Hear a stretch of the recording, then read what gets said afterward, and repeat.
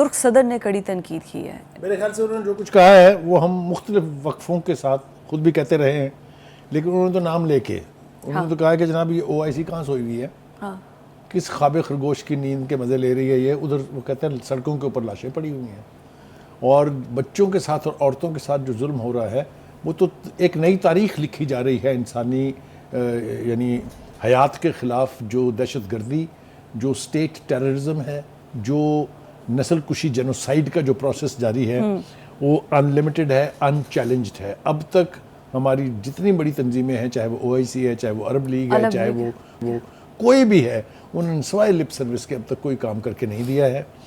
اب دیکھیں کہ میرا خیال یہ تھا کہ مصر کے فوجیوں پر جو فائرنگ ہوئی تھی اس کے نتیجے میں کوئی نہ کوئی رد عمل جو ہے نا کہیں نہ کہیں سے آئے گا. جو خبر کے خواب خرگوش کے مزے لے رہے ہیں وہ جنرل سیسی صاحب جو ہیں ان کو بڑے وقت سے جو ہے امریکہ نے اپنا حامی بنا لیا تھا مسلم بردرہڈ کی وہاں سے حکومت ختم کرنے کے بعد. تو یہ جو تنقید ہے اس کے زد میں ہم خود بھی آتے ہیں. ہم نے بھی سوائے بیانات کے ابھی تک کچھ نہیں کیا ہے. Let us be honest. یہ کہ میں ماننے کے لیے تیار نہیں ہوں کہ مسلمان کچھ نہیں کر سکتے. یہ اسرائیل کا فتنہ جو ہے اس کے ارد گرد ممالک اسلامی ہیں، مسلم ممالک. یس ہاں. اب تھوڑے دنوں سے یہ ہوا ہے کہ ڈپلومیٹک لیول کے اوپر سعودی عرب تھوڑا سا لگ رہا ہے کہ لیڈ کر رہا ہے. انہوں نے یورپی ممالک کا شکریہ ادا کیا. لیکن یہ صرف شکریہ ادا کرنے سے کام نہیں ہوگا. یعنی آپ یہ دیکھیں کہ انہوں نے جو کام کر دکھایا ہے ہم نہیں کر سکتے کہ تمام تر امریکن پریشر کے باوجود یورپ کے 3 ملکوں نے تسلیم کیا ہے اس فلسطین کو ایز اے ریاست. ہم کیا اسرائیل سے تعلقات بھی نہیں توڑ سکتے؟ مجھے آپ بتائیں اس میں کیا لگتا ہے.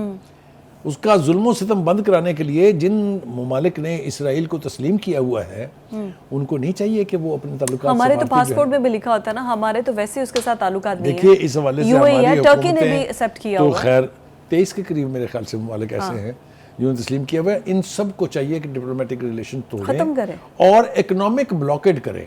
تمام ملک کہیں کہ ہمارے اوپر سے، ہمارے بحری اور بری راستوں سے کوئی چیز ایک تنکا بھی جو ہے اسرائیل کو نہیں جائے گا. میں دیکھتا ہوں نیتن یاہو صاحب کتنے دن سسٹین کر سکتے ہیں، لیکن کیا ہم یہ کرنے کے لیے تیار ہیں؟ رفح میں اتنی لائنیں لگی ہیں، ہم تو وہاں تک امداد پہنچانے کے لیے تیار نہیں ہیں. اب آپ یہ بتائیے کہ جہاں کے لوگ بھوکوں قحط سالی کا یعنی سامنا کر رہے ہوں، چند ٹرک جن کی بڑی مشکل سے اسرائیل اجازت دیتا ہے، وہ کیا کرے گا؟ لوٹ ماری ہوگی نا اس کے اوپر. تو کہنے کا مطلب یہ ہے کہ انسانی